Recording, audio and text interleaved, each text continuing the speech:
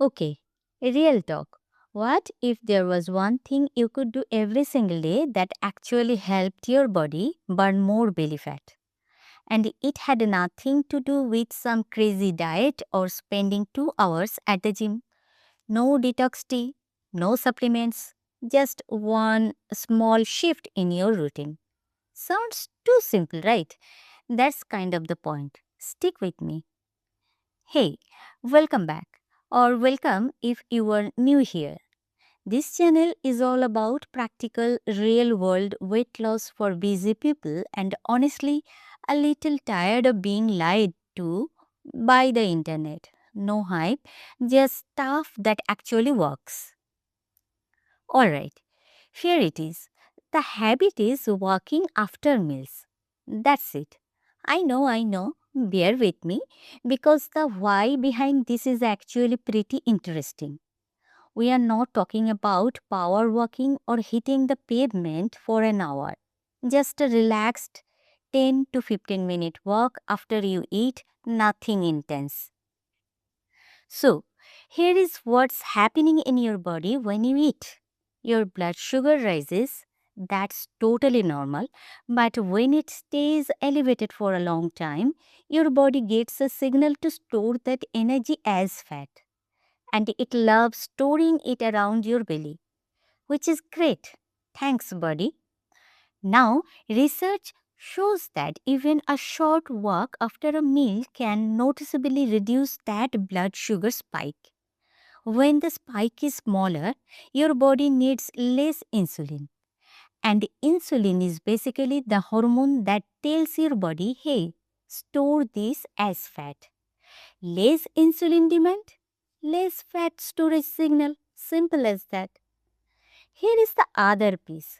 When you walk, your muscles are active, and active muscles pull glucose, that's sugar, directly out of your bloodstream and use it for energy. So instead of floating around and potentially getting stored, it gets used. Now, I want to be clear. Walking after meals isn't going to spot reduce your belly. That's not how fat loss works. But over weeks and months, better blood sugar control plus more daily movement adds up to less fat storage overall. And yes, that includes belly fat. It's not magic, it's just physiology. Use the energy, don't store it. Okay, let's make this actually doable because knowing something is good for you and actually doing it are two very different things. Step 1. Pick one meal to start with. I would recommend dinner. It's actually your biggest meal, and most of us just sit on the couch right after. That's the window we want to use. Step 2. Set a timer for 10 minutes. Seriously, don't overthink it. Eat dinner, set a timer, and when it goes up, you get up and walk. That's the whole plan. Step 3. Keep it easy.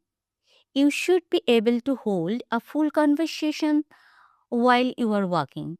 This isn't workout. You are not training for anything. Think of it more like helping your body do its job. Step 4. Stack the habit. This is the key to actually making it stick. Pair the work with something you already do every night, like finish dinner, clear your plate, put on your shoes, walk. When you link it to an existing routine, you don't have to rely on willpower. It just happens. Step 5. Don't count calories. Get a calendar, paper, phone, whatever, and put an cross on every day you walk after dinner. Your only job is not to break the streak. Don't think about weight. Don't obsess over numbers. Start with 10 minutes. If you plan to do 15 to 20, that's great. But don't chase more until the 10 minutes feel automatic. Let me save you some trouble because people mess this up in pretty predictable ways. Working too hard. If you are breathing heavy and can't really talk, slow down. This isn't meant to be a cardio session. Ease up. Waiting until you feel motivated. That's not how habits work. You don't wait until you feel like brushing your teeth. You just do it. Treat this the same way. Thinking this replaces strength training, it doesn't. Post meal works support fat loss, but if you are not doing any resistance training, you are leaving a lot on the table. Ideally, do both. Skipping because you ate something healthy, even a balanced, nutritious meal raises your blood sugar. The work still helps regardless of what you eat. Here is what I love about this habit, the benefit kind of snowball.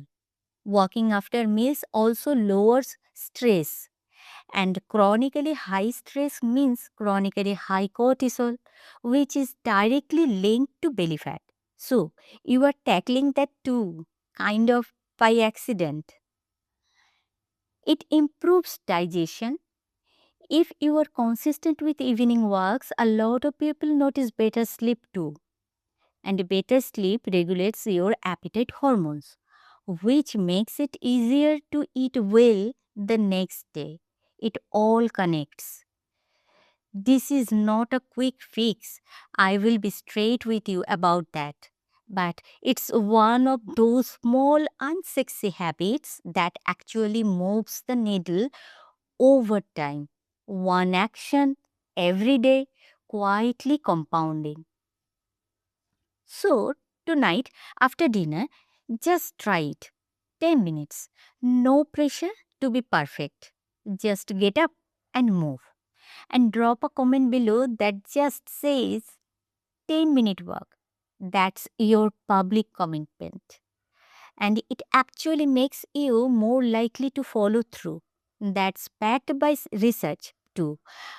By the way, if you find this useful, you can follow me.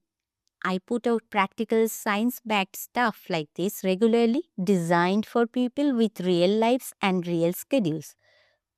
One quick but important note, if you have any medical concerns, please check with your doctor before changing your routine.